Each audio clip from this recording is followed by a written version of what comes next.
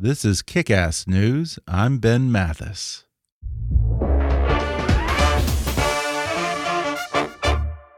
Kick-Ass News is brought to you by Capella University.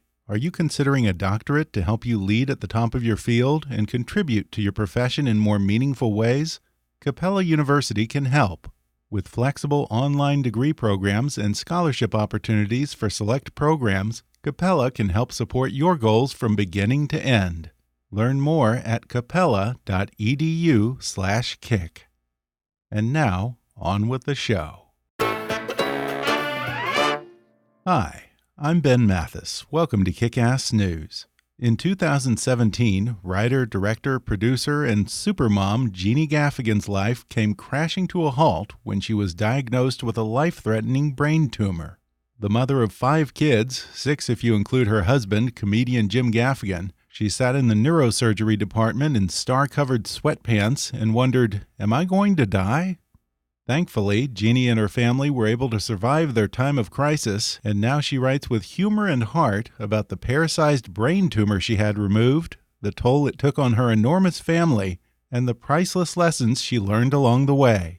Her book is called When Life Gives You Pears: The Healing Power of Family, Faith, and Funny People. And today, Jeannie Gaffigan joins me on the show to talk about it.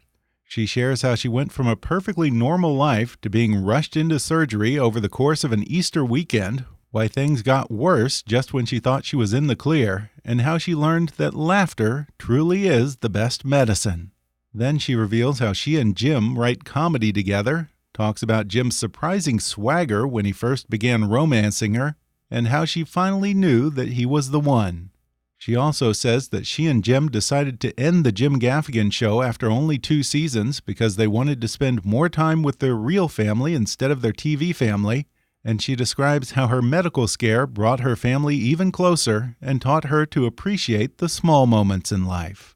Coming up with Jeannie Gaffigan in just a moment.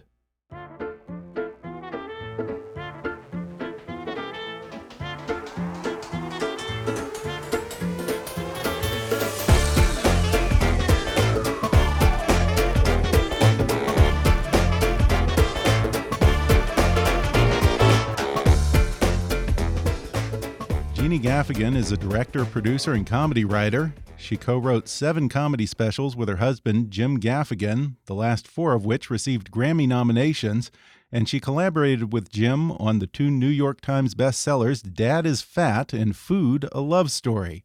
Jeannie was also the head writer and executive producer of the critically acclaimed The Jim Gaffigan Show, which was loosely based on their family. Oh, and she also grew a tumor on her brainstem, roughly the size of a pear. Now she writes about the experience in a new memoir titled When Life Gives You Pears: The Healing Power of Family, Faith, and Funny People. Jeannie Gaffigan, welcome to the podcast. Thank you so much for having me, Ben. Well, Jeannie, I've had your husband Jim on a couple of times, and it's just so great to finally have you on because Jim's family life is so essential to his act. I'm excited to get the other half of the dynamic duo here. Let's be honest, you never really know about a family until you get the woman's perspective, do you? Well, I'm hoping that some of my perspective might shine through a little bit in the writing. But I think that I am kind of like someone who's used to being behind the scenes. So it's pretty ironic that it took a medical crisis to get me out of the shadows. Yeah, you've written for Jim and in Jim's voice for so many years. What was it like to finally get to write for and as yourself in this book? Well, it was a very new experience for me, but it was just kind of something that was so personal. I couldn't be like, Jim, the time that you had a brain tumor, how did you feel? But at the same time, I mean, everything we do it together. It just, this time was really, I had to kind of put together for myself the chronology of what happened because it just happened so fast. And the next thing I knew, I had people approaching me wanting to hear the story. And I was like, I don't even remember what happened. And so it was important for me, both from a therapeutic, like a coping strategy, and just also to make sense of my life, to be able to like express myself in this way. Let me ask you this, Jeannie. When you're writing for Jim's stand-up specials or co-writing a book like Dad is Fat, how do you write in Jim's voice? Is it just that you've been around each other for so long and have so many of the same shared experiences that it sort of becomes innate, or what? During the Jim Gaffigan Show, as opposed to when I've been, in the background producing the specials and like tagging Jim's lines and writing in Jim's point of view, for instance, in Dad is Fat, it's not my perspective, but I collaborated heavily on that book as Jim. I was like, and then you would do this or you think this because I understand your voice because we've been together for so long. In the show, there was a character named Jeannie Gaffigan, and there was the female perspective. So we did have that sort of, I had an outlet before to have it to present the Jeannie Gaffigan point of view with the sort of the foil to Jim's kind of, overeating and laziness. And I was the kind of the type A who was, who's more, food conscious and mindful about things. And so that's was a good dynamic. But in this sense, this was just me. Yeah, and in the book, you actually say that you were initially hesitant to marry Jim for fear that you would lose your own identity and just be subsumed into his career. From what I can tell, that hasn't really been the case. You two seem to have a terrific working relationship, and you've sort of risen together. I mean, I think that the story of our partnership is really, a whole another story. I mean, there could be a whole book about the ups and downs of being, having a huge family and being separated from each other for extended periods of time when I had the two babies, and all of a sudden I wasn't traveling with Jim anymore, and I had to take more of a remote producer role in a lot of the collaboration. But this relationship started as an artistic collaboration, even when we were in two different worlds. We always collaborated. And I think that our work ethic, even though they were towards different things, was something that like we saw in each other. And we understood that the work didn't have to be something that like drove a wedge between our relationship, that it would be something that we could share in a relationship, which is very unique. The kind of difficulty in the beginning in the collaboration is that Jim was already writing very tight comedy, and he had his comic point of view pretty developed. And I never was like, I want in on the comedy writing. It just sort of happened because he was, and this is going to date, us and how long ago this was. But I remember one day he came in to my apartment. My sister was my roommate, and she came over and he said, he had a CD in his hand, and he was like, Rich Voss produced his own CD. He put out his own CD, and he's like, I want to do this too, because this is so cool that people are putting out their own CDs and selling them after shows.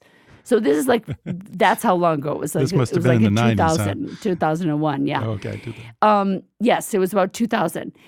And because I met Jim around, I didn't meet Jim in the 90s. I met him in 2000, in the millennial year.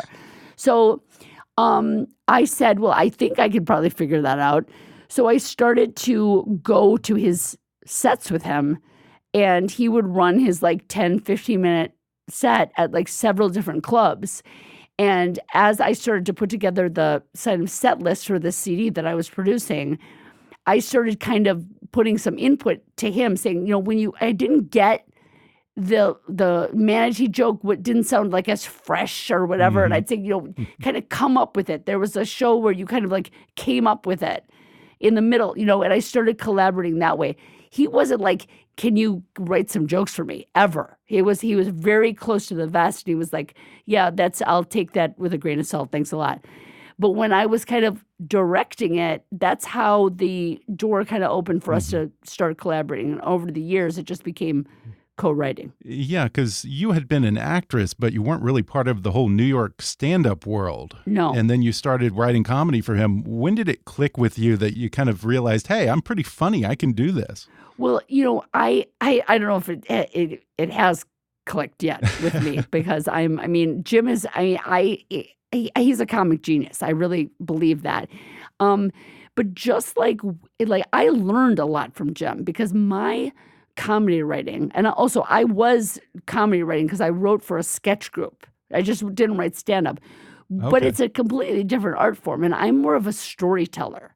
Like my kind of skill in comedy writing is in like long-form stories. And Jim is a wordsmith. So he's economy of words. So he has kind of these big ideas, and he's a wordsmith. If that's the best way I can put it. So he taught me a lot about comedy writing, about cutting out some of the fat. So basically, in my memoir, that's me. I'm a storyteller. I write a lot. Right, and your memoir is very funny. I think you sell yourself short if you say that you don't think that you're quite as funny as you ought to be. Well, I'm just saying that there's stand-up comedy is a certain type of writing, and it's different than a memoir. Sure. It's like a comedy, and I know that's really obvious, but I'm just saying Jim has a very tight skill as a stand-up comedy writer, and he taught me how to write stand-up comedy. Like I might have a witty way of expressing myself, but he has the kind of cadence. He's very skilled at this the setup, punchline, callback. Like he just has a very precise rhythm to his joke telling, and I'm more of a storyteller. So but then we can collaborate, and I can add details to his, his point of view, and he can add, he can make my rambling more concise. Yeah. So it's a pretty cool partnership. Another aspect that I found interesting in this book is the love story between you and Jim. I mean, I had no idea that Jim had this kind of swagger. He's surprisingly smooth, dare I say romantic, huh? Tell us about how y'all met. I mean, it was really surprising. It was really surprising because he just had this confidence that I never, he would call me up and he'd be like, hi, it's your new boyfriend. And I'm like, what? What are you talking about? What do you mean my new boyfriend? But in a way, I kind of liked it, the way that he was just kind of like, you and I are probably going to get married someday.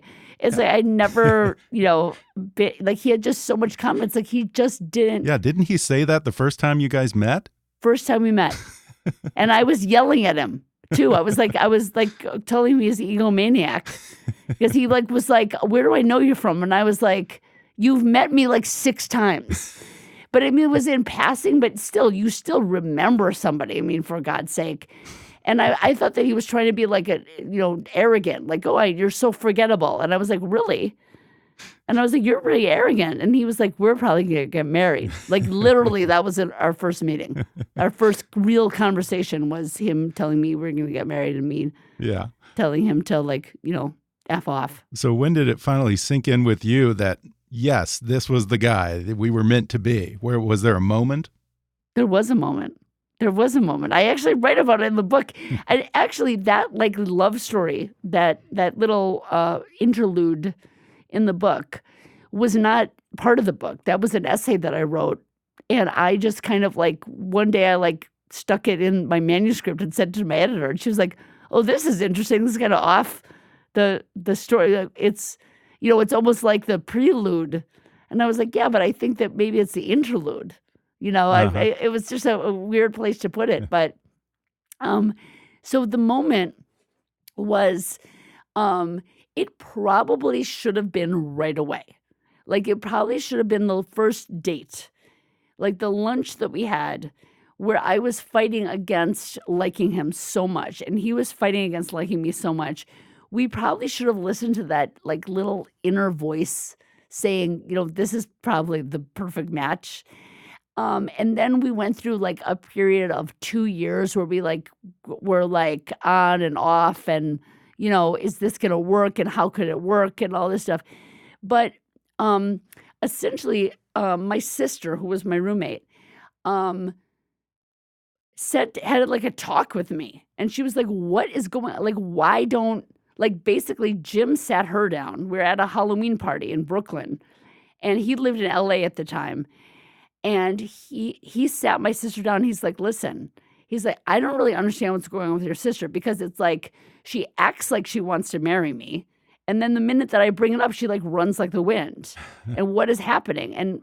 And Felicia was like, "Listen, let me talk to her because she's absolutely crazy. She's a crazy person." And he's like, "Yeah, she is crazy, and I just really don't know what she wants." And he had a serious talk with my sister, like not funny. So then she like confronted me, and she's like, "Look, you're gonna lose the best guy that I have met for you. He's an adult, he's normal, he's not gonna break your heart." Like, she gave me a big lecture and Mhm. said, "What are you afraid of?" And I was like, "I'm afraid of getting steamrolled. He is a steamroller, and I'm a steamroller, and I'm afraid that this steamroller is gonna steamroll this steamroller." Mhm. Again, it's So that fear of getting sort of subsumed into his whole being and his whole career and all that, right? he was way Yeah. ahead of me. Like, Mhm. his thing was already his ship was sailing. Do you know what I mean? It was Yeah. already in motion, and I was, like, still building my ship. So I felt like if I get married to this guy, it's gonna be the end of my life. And when I actually talked to a therapist about it, I'm like, "I don't know why I'm so scared of this guy." And she told me to close my eyes, and she said, "Picture yourself in 5 years, in 10 years. Is Jim there?" And I was like, "Yeah, he is there. He really is there." Like, I love him, and I no matter what happens to him or to me, I will enjoy my life if I'm with this guy. Mhm. And so it should have occurred to me 2 years earlier than that. But it was like someone finally had to be like, "Look, you you gotta see what you have. You have to see what you have. Like, don't just keep because if you keep waiting for the perfect man to come along, you're gonna be in the grave waiting for the perfect man." Well, it seems to have worked out well. We mentioned a moment ago what a great working relationship you two have and how you work together on the Jim Gaffigan Show for TV Land. I have to say, I was such a huge fan of that show. There just aren't enough sitcoms these days that have that kind of warmth and heart in addition to all the comedy. I was really sad to see the show end, and I kind of assumed that it had just not been renewed by TV Land. But I guess you say in the book that wasn't really the case. It sounds like you guys had a more personal reason for ending the show. Yeah, it was, about to be the time of it happens in the summer, right? Hmm. So the renewals happen in the summer, and, everyone waits to find out if their show's renewed or whatever. And we were in a situation where we had the second season, which, by the way, was some of the most fun artistically I've ever had. And it was an amazing, artistic collaboration between Jim and I and creative freedom. It was just really great. But the balance was a way off because we have 5 kids.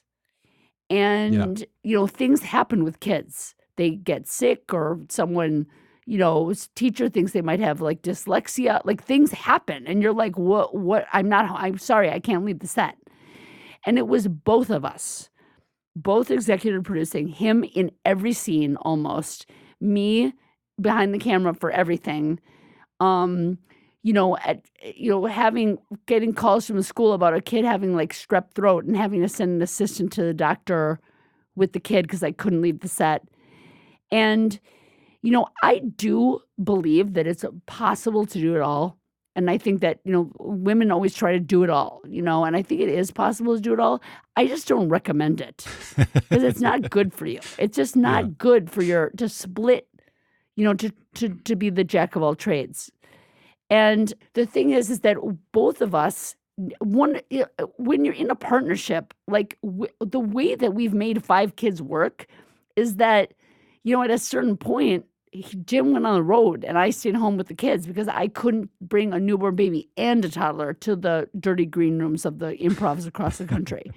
So, you make sacrifices for each other. And when we were on the set, there was no other parent. There's not a number 3 parent. It wasn't like Big Love where Jim could just take another wife and, Right. So, so we were really in a crisis situation. And Jim said, I think that we should just be happy with what we've done. Mm-hmm. We should go to the next step, and we have to get, the network executives on the phone before they renew us, because it's like, it was a hard show. It was an expensive show. It was, it was like, it wasn't like they were like down on their knees, like begging us to do, you know what I mean? Like it wasn't canceled or anything like that, but it was going to be renewed. There's no doubt in my mind it was going to be renewed because it was a great show. It was a critically acclaimed show, and like people loved it. And people in New York, we used New York was a character on that show. Right. And it must have been a weird experience for you guys to be spending so much time with your TV family that is so closely based on your real family instead of spending that much time with your actual real family. Yes, that's exactly the conversation we had. And then also the material for the show was based on our observational comedy about our life with our children. Right, and you weren't at home we're going to run out of observing as much. material when we're not spending time with our children. Right. Like we're going to call our nanny and be like, anything funny happened today? Well, is it fair to say that if you had done a 3rd season, you might not be around today? Because who knows if you would have been able to actually pause and find out about this pear-shaped tumor that you ended up having. In my heart of hearts, I absolutely believe that there is no answer other than I would not be here talking to you today. Really? Because even in the last season 2, the last episode, like the last week of filming, not post, but like the last week of actually being on the set, I sprained my foot, and it was really swollen and really painful. And all I did was ask a PA to go to the props department and get me a set of crutches. I was like, I can't go to the doctor. I'll just, whatever. Like, I'll, if it starts to turn like green, I'll, maybe call someone in. But it was like that level of, working 80 hours a week. It was like very intense, and also my kids did come to the set. Like we would have the babysitters like pick them up at school and come to the set. Because I'm like, if they don't come to the set to have dinner with us, I'm not going to see my kids today, because when I left, they were asleep, and when I get home, they're going to be asleep, and they're not going to remember me. So we did see our kids, but it just wasn't engaging with them. Yeah, I imagine that it must be difficult too, because here you are, you're just kind of consumed with just the mechanics of trying to keep everyone on track and on schedule with 5 kids and a husband, that I imagine that it's possible that you can sort of become blind to the meaningful everyday things and those little moments of personal connection because you're just trying to keep the ship going. Yeah, well, that's what I learned when I moved my office home, because we didn't stop working. Like we started working on a comedy special right away. So I was still, very busy and, with the 5 kids. And I think that I was like, I'm going to spend more time with my kids. And I kind of made a list of how I felt that I should spend time with my kids.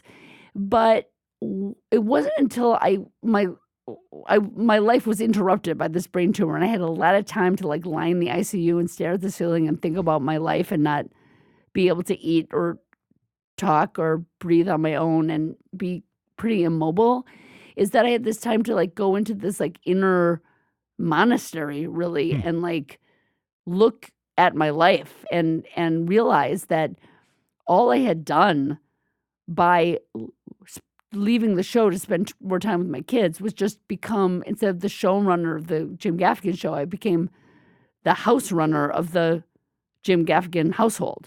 So, I treated like my life as if it were a production. I was like, okay, when people had to get like new clothes for school, I'm like, okay, it's a wardrobe fitting. I'm being funny now, but it's like I was more caught up in the production of the family then those little moments in between all the noise where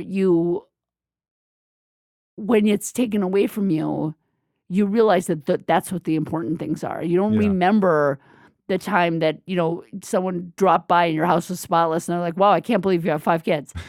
You remember the times where, you find like homemade slime stuck to the bottom of your kitchen table. And that's like really the big picture is that is the beauty of having a big family. I mean, this sounds like this tumor really was a wake-up call for you. And I'm curious, how did you find out that you had this massive tumor at the base of your brain? Well, it wasn't like a normal like point A to point B, like, oh, I went right into the brain surgeon office. I was at a pediatric child visit with all 5 of my kids in this little exam room, which is kind of a comical situation. And like once a year, you have to get all these forms signed off for school and camp and all this stuff. So I have like papers and forms and kids and all this stuff. And I have this really great, amazing family practitioner who's actually originally from Canada. And I kind of attribute her kind of medical style to like this sort of, home visit type of like doctor. You just feel like you're in her house. So I was talking about, she was making a comment about how big the kids were getting and how, she's going to have to get a bigger office to get them all in there or whatever. And I made a comment about how the last time we were all in there, I got them all flu shots, but they all got the flu anyway. And I got the flu too. And then she said something and it was like her mouth was moving, but like the sounds weren't coming out of her mouth. So I was like, well, that was weird. And then I turned my head towards her with my right ear towards her mouth. And I said, can you say that again? And she goes, is something wrong with your ear? And I'm like, yeah, I sometimes I can't hear out of it. It like comes and goes. I don't really know what's going on. And she's like, well, she said, how long has that been happening? And I'm like, I don't know, a few years. I don't know. She was like, what do you mean you didn't come in? And I said, well, I'm busy. I don't take care of myself. I have a lot of other people to worry about. So she looked at my ear and she's like, it looks fine to me. She's like, I'm going to write you a referral to an ENT. So I'm like, oh, another appointment. Okay. And she's like, I want you to follow up. Mothers have to take care of themselves. It's like, always am saying this, that you have to put your own oxygen mask on before you can give the oxygen to the other kids. I'm like, oh, okay. All right. So I go to the ENT. He doesn't see anything wrong with my ear. Gives me tells me to get Flonase and listen to an audio program to like strengthen my like lazy ear. So I go back in a month. I'm like, yeah, it's still kind of going in and out. I can't really hear. So he's like, well, it's sometimes there's like a 1 in like 10 million chance that someone has like a neuroma on their, it could be, it's like, it's something that occurs sometimes but we can't see it from the outside. So you have to get an MRI. I'm like, oh, another appointment. So eventually I go and I get the MRI. And then when I got out of the MRI, the technician looked at me like I was about to die. And I know they're not supposed to say anything, but I could tell that his demeanor changed so dramatically when I came out. And I wasn't even thinking. I was like ticking off the to-do list. Like I wasn't thinking like, there's going to be another follow-up after this. I was like, I'm doing what, Dr. Hobbs told me to go to the doctor, so that's what I'm doing. So check.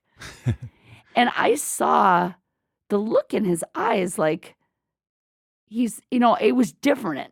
And I was like, well, that was really weird. And I went out to the waiting room and I was like, okay, do I need to like copay or what's happening? And they're just like, sit down, your doctor's going to call you. And I'm like, what? Because I was at a radiology center. I wasn't in a hospital. So I sat there for like 45 minutes and I was like, wait a minute, my doctor's not going to call me. That's not what. So I went up to the receptionist and I said, I wasn't told to wait here by my doctor. Like, I think there must be some kind of mistake. So eventually I just left because I was like, but I had this weird, creepy feeling like something was wrong. So I went back to the office, and Jim and I were working on something as usual. And I said, I have this really creepy feeling like, and he was like, you got an MRI for what? I'm like, oh, it's a long story. I didn't even tell him that I had an MRI. So about an hour later, my ENT calls me and is like, hi, funny thing is that the MRI revealed that you have a mass in your brain. And so it's not your ear. So I'm going to just refer you to a neurosurgeon. And I was like, what? And he was like, yeah, this is kind of outside of my wheelhouse. So I'm going to recommend some really great people to you. But I mean, at this point, it's not your ear anymore. And I said, neurosurgeon. I was like, what was why a neurosurgeon? He goes, well, normally I would say neurologist, but I mean, I just think the neurologist will just refer you to a neurosurgeon. And I was like, well, what is the neurosurgeon going to do about this mass in my brain? He's like, well, I could imagine that they would probably resect it. And I said, well, what does resect mean? And he said, remove. And I said, but isn't it in my brain? And he's like, well, why don't you just make the appointment? And sometimes these things are, not as bad as it seems. Like people have things, and I was like, okay. And like, that's how I found out I had a mass in my brain. I didn't hear tumor. I didn't see it. I didn't know. And the next like 24 hours was basically spent. Like, this is like kind of the mystery and the suspense in the book. Yeah. And the adventure. Yeah. Is that what was that period of time like for me when I was trying to advocate for myself and figure out what was going on with what was in my brain and how I was going to deal with it. Yeah, and it happened so quickly. I mean, basically from finding out about the tumor to going into surgery, it was over like a long holiday weekend, Easter weekend, right? That's right. That's right. Not a lot of time to prepare. I had the MRI on Tuesday. Wednesday was kind of like me looking for someone to like help me. Thursday, I found the neurosurgeon. Friday was scanning. Saturday and Sunday were Easter weekend. It was off. And it was like the best Easter weekend I ever had in my life with my family. And then I went into the hospital on Monday and had brain surgery. Wow. And when you woke up from surgery, it seemed like everything went well. You were talking and you were lucid and so forth. And then you pass out. Next thing you know, you wake up in the ICU. What went wrong there? Well, the area where like you said, the surgery couldn't have been more successful. They saved all my nerves, which was like, there were a lot of them were on the chopping block. Facial nerve was, in jeopardy. There was a lot of talk about what kind of person I would be when I woke up and what kind of, how I would be able to function. And when I woke up, everyone was extremely happy about the way the surgery went. And I was thrilled. And I passed out because I was still drugged. I couldn't stay awake. And somehow within that sleep that I had, because of where the tumor sat on my cranial nerves, my speech and my swallow function got all mixed up. And I breathed in my saliva, basically, is what happened. I aspirated, and my lungs filled up, and I developed bilateral pneumonia, which was extremely dangerous and severe. And I woke up and I was on breathing tubes and lots of tubes coming out of me, and people were very worried. And it was very difficult for me to breathe, even with the intubation. And I had a high fever. It was bad. Wow. And what was the hardest part about being in the ICU? I think the utter deprivation, the not eating, drinking, seeing my children. It was, I didn't really feel like a human being. It was like, you sleep for like 5 minutes at a time, and then, I would wake up and think it was the next day, and it was like 10 minutes later. And it seemed like every day was like 5 years. It was a very, very challenging experience for me to be in that to be in the ICU with the pneumonia. You know, Jim refers to you as the Shiite Catholic, and I know your faith is very important to you. And you say that God spoke to you while you were in the ICU. What did he or she say to you? Oh, very politically correct of you. Yes.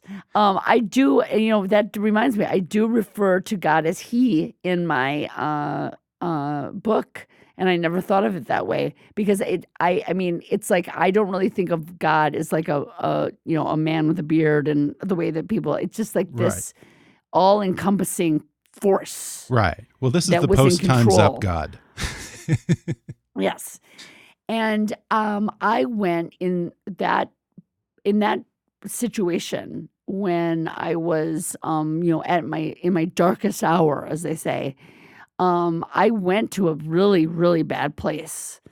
You know, where I never understood when people were like, "Oh, just pull the plug on me." But it's like I almost understood that. Really? You know, it was like I was like, I can't imagine living my life like this.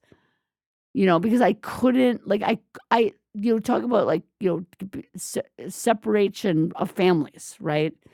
It's a real thing. It's like when you don't see your kid. I mean, if you're used to seeing and having, you know, loving relationships with people, and then you're just like this, you know, fragile, like, shell. It was, you know, it was just day after day of, like, suffering, and I wasn't really prepared to mentally handle it because there was no reprieve for a while.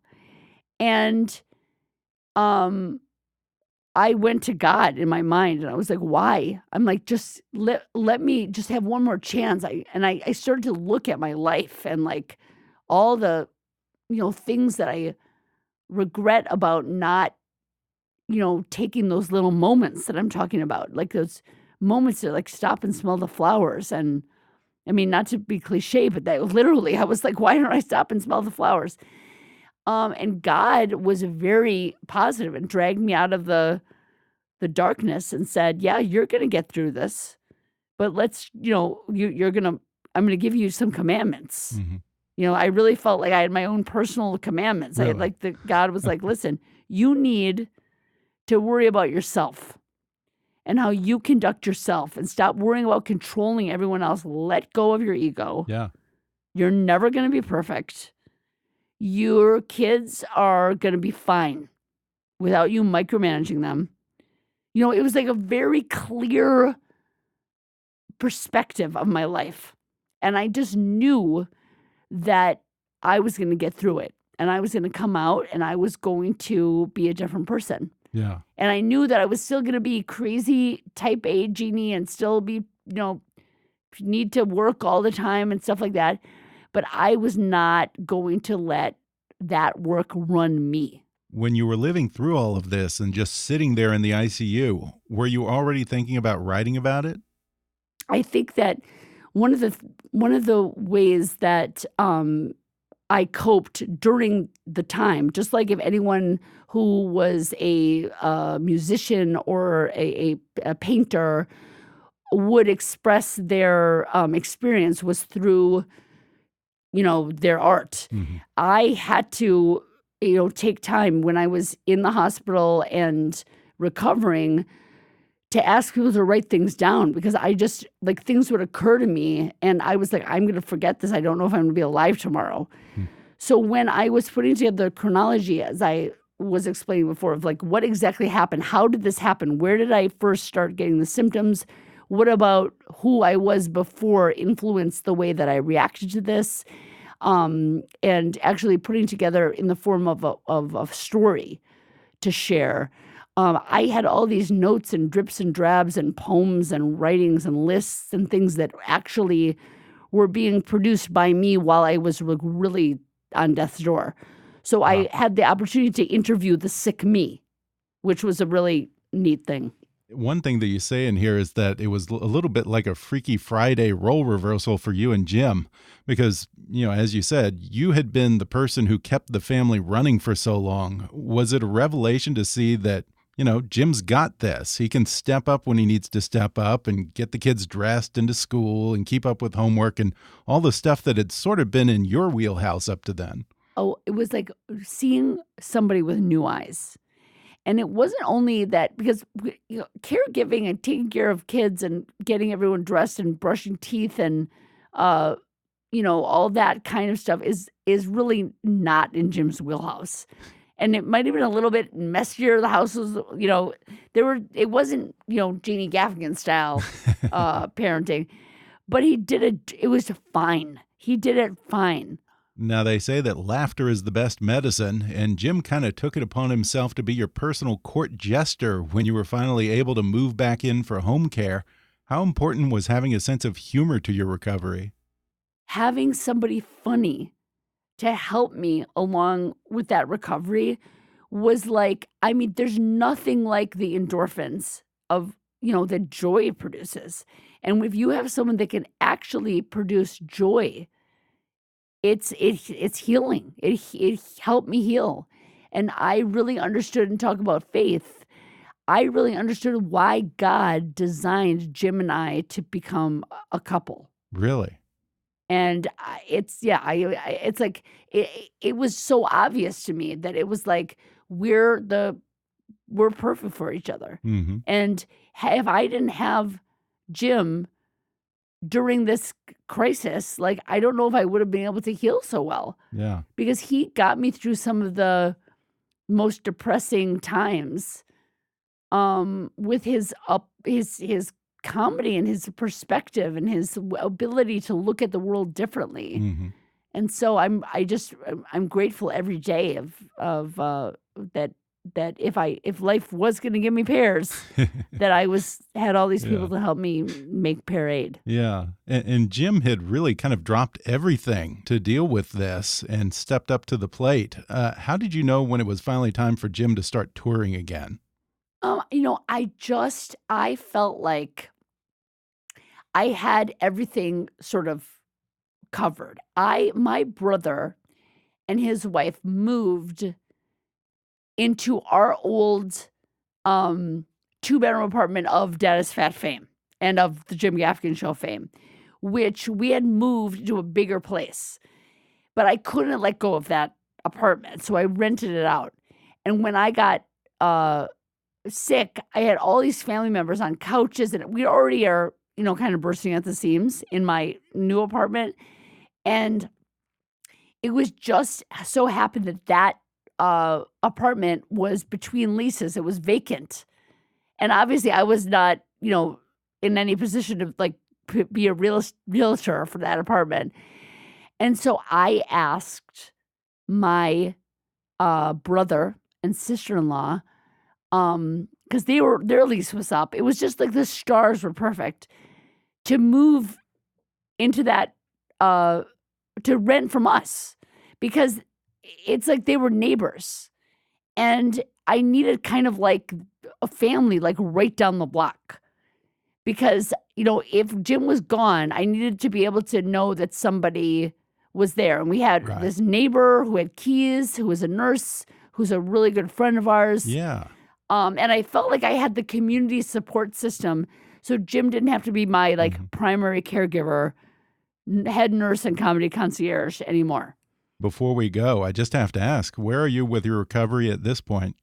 I could not complain. I still get 6-month head and neck MRIs to monitor any tumor regrowth. Mm-hmm.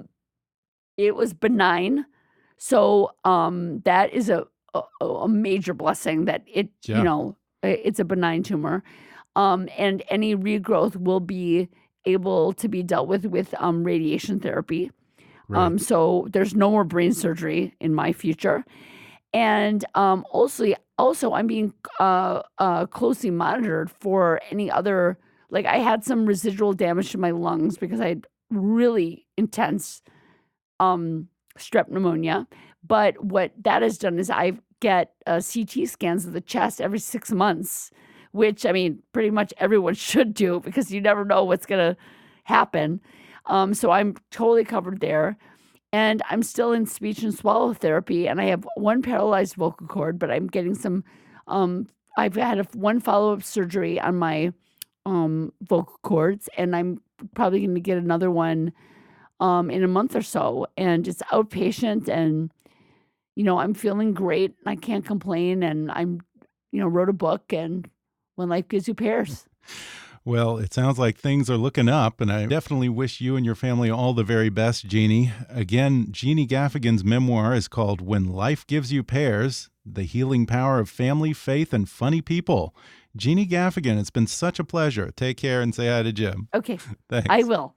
Thank you so much for having me. Thanks again to Jeannie Gaffigan for coming on the show.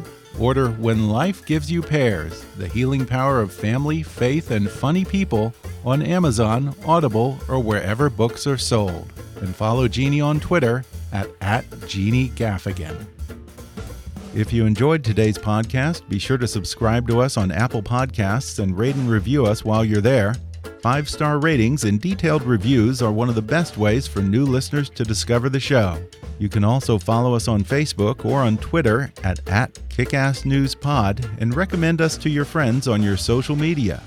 For more fun stuff, visit kickassnews.com, and I welcome your comments, questions, and suggestions at comments@kickassnews.com. For now, I'm Ben Mathis, and thanks for listening to Kick-Ass News.